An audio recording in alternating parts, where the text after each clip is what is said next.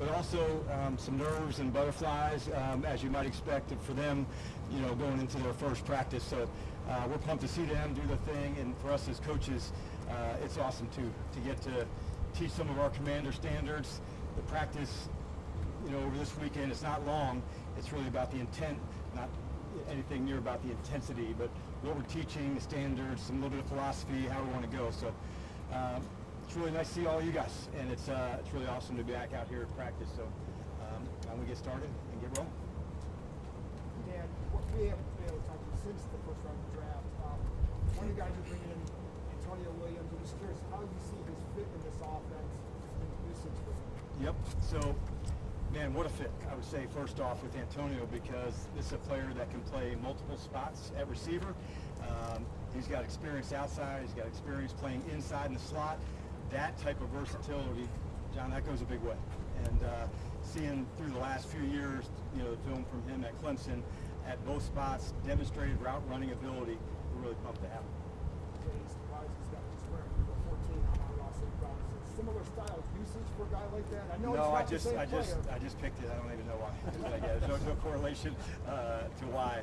I'm sure he was wanting whatever number, but we'll work all that out later. Keyshawn Allen, Batman. Do you refer to him as Batman? I do not. Yes, I do not, and I'm hopefully never going to. What do you like about him in his game? I like a lot about his game, Nikki. First off, I think as a running back, there's some things that you really look for. First one is vision. In the blocking scheme, sometimes the hole is so small, to know that's the spot, that's the aiming point. Can I make a cut? Can I see a defender that's, further on my backside to go? And that type of knowledge, that type of vision is a big deal. He's got demonstrated power, in the backfield. So there's a lot that I like. I'm really excited to get started with him. I'm going to ask you a question too. You brought in Drew Stevens. What's kind of your plan there? That if you expect a full competition? Yes. Yep. At a number of spots, it's one of the things I love, just promoting that type of competition and what we'll do. And so there'll be a number of positions that we'll talk about, in the months ahead of where those competitions will be. I honestly feel like that's how we get the best out of one another. Those competitions at positions, different styles and roles, that's how it all kind of comes together. And so whether we're talking about kicker or center or, different spots along the way, we just keep battling for it and we'll see it all the way through. Dan, as a coach and a coaching staff, what are you looking for this weekend when you see these guys on the grass? Yeah, the first thing, I guess we're onboarding these guys. Number one, just some of the learning to see, all right, we installed some things with them. Now can we carry it onto the field? Some of the movements, but I want to see communication. I want to see their connection, with their other teammates. The individual portions are more important right now than the team parts. None of these guys have worked together, so it's just the first part of the onboarding. So I'll say it's an important part of the process. Have fresh eyes for the guys to go.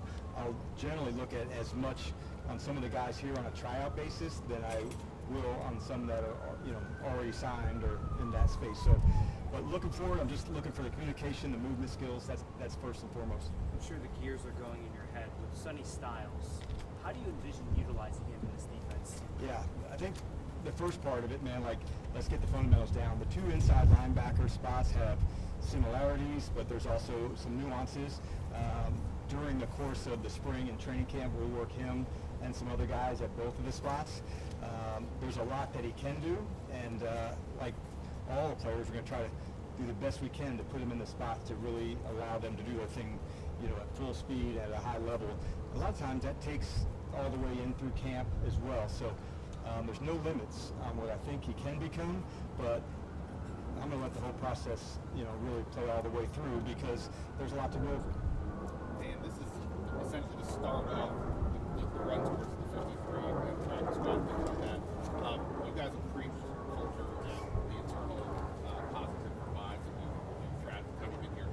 How much does that get tested when you're going through the evaluation process you just went through after a 5-win season? Does that get tested for you at all? I think it should get tested, to find where your mettle is when you have a season that goes well and then one that just went terribly. You want to dig in, you want to find answers, you want to make sure you can tweak things that need to be tweaked. But one thing that I know to be a fact, like there's some real competitors in this locker room, and the standards they have as ball players and teammates, those are the things that help you get to where you want to get to. And obviously, not a rigid Boy Scout, you probably don't want all Boy Scouts. How do you evaluate the risk reward of those principles versus, hey, maybe this guy, a player, wherever that you might find him throughout the process, there may be some questions. How do you evaluate that aspect of the talent versus the risk? Yeah, I think the football characters, like what you're talking about, and that's demonstrated to know how we can feature the best things that these guys bring to the team. That's what you look for first.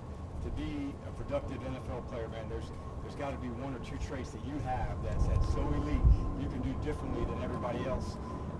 You want to find those things, but always within the framework of the team. And when you evaluate defensive players, especially, what goes into picking a guy for the green dot? What are the non-negotiables? Yeah, I think you have to have demonstrated communication skills. It doesn't have to be where you've done it your whole life, like where, okay, that's all I've ever done. Like some kids grew up as a quarterback from 8 years old.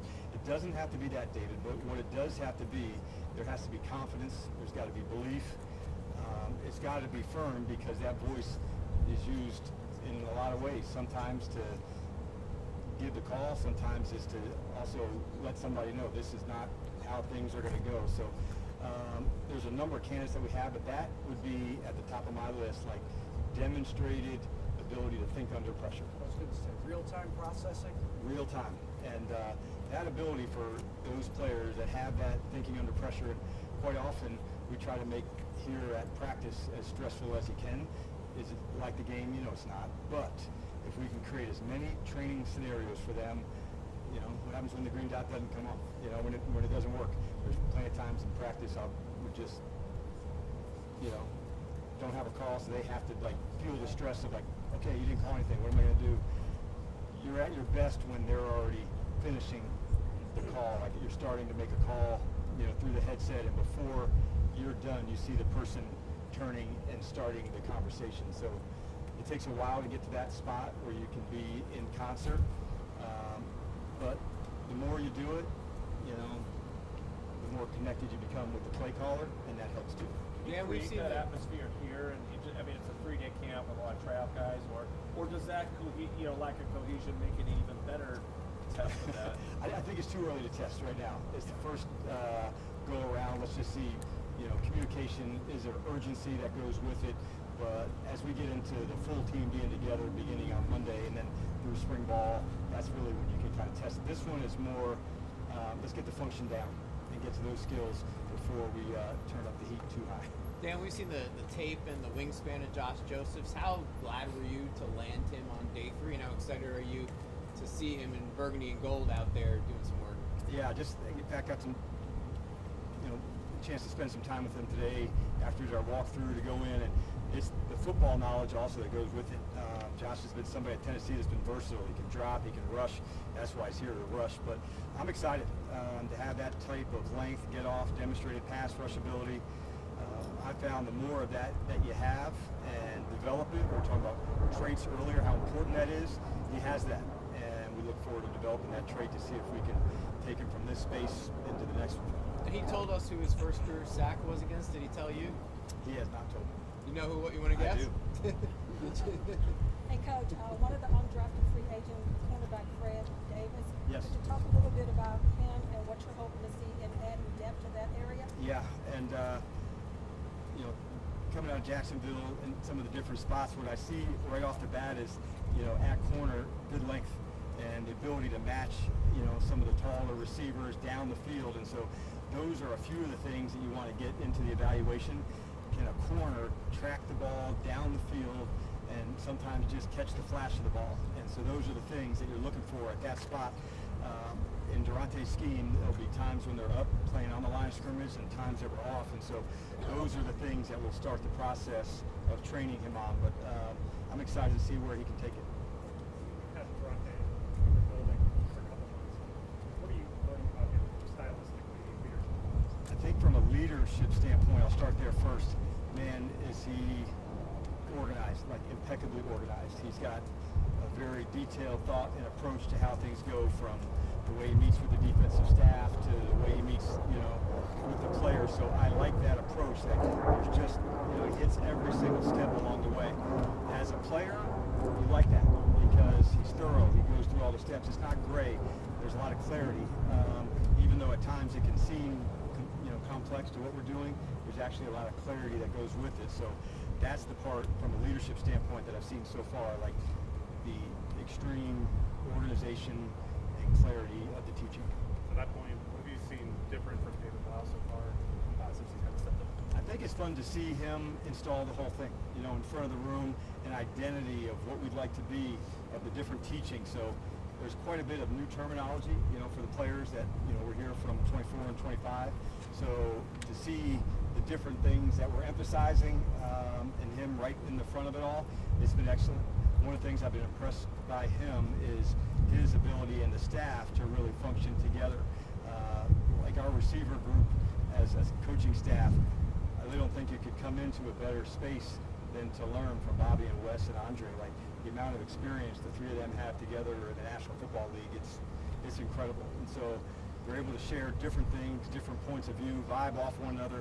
As a coach, that's the type of environment that I'm looking for, to see their vibe together. So that might be just one small example of him listening and also allowing some of the guys to make their imprint on the offense as well. Got time for two more. Dan, you mentioned the nerves and butterflies that come into days like this, and how do you make sure guys are embracing those emotions as normal emotions to have on days like this, but also making sure that there's no hesitations in terms of emptying the tank? Yeah, I think the first part, it's totally expected, and it's awesome in a way. Like, as coaches, we're also excited. For them, it's their first NFL practice, and we're here, and so the first thing, man, there's no expectations. Just let's go throw a great practice, and that's where I start. I want to see them communicate. I want to see them go. The practice intensity is going to be low, but what I want to see from them is just their intent. I saw it the walkthrough. We'll see it here.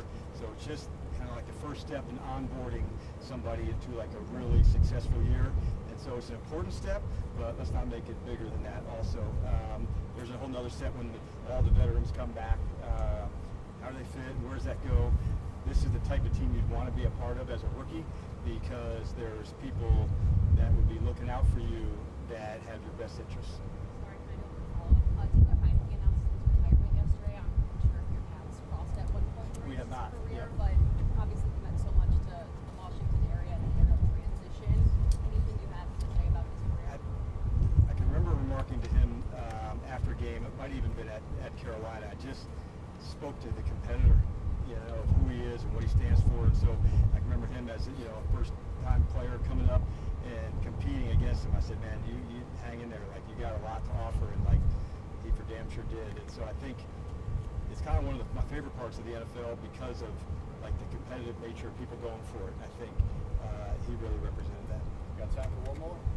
Coach Quinn, I know normally around this time of year, do you all kind of already figure out joint practices or anything of that nature? Has there been conversations around that? There's conversations, but nothing official until the schedule comes out, because that's where it could change. So what we do oftentimes at a combine to the league meeting, say, hey, if it works out where we have the practice together, would you be interested? So there's definitely some teams that we would like to, if it lines up, to where we're practicing, whether it's here or elsewhere. I like what it can bring. I like the different looks. I like the competitive nature of that. So there's definitely some guys that you want, but until it becomes official with the league, then right when that happens, kind of are we in? Yeah, we're good, or no, we're not. And so, but we plan on that. We'll just play it out as it comes. All right. Thanks, All right, thanks everybody. You Thanks, guys have a Coach. good one.